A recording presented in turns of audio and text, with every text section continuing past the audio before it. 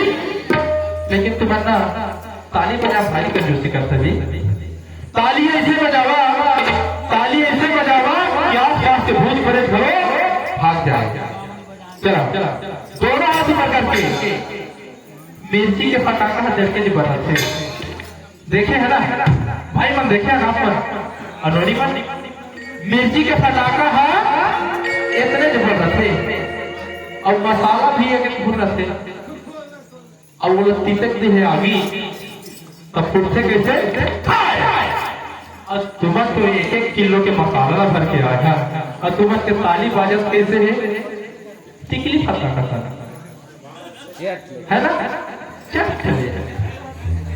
एक बार जो काम दोनों हाथ ऊपर करके ताली बजाना है और जयकारा लगाते हुए आनंद लेना है। अभी तो आप पल्ला पानी पानी के भजन सुना होगा। चलिए दोनों हाथ ऊपर करके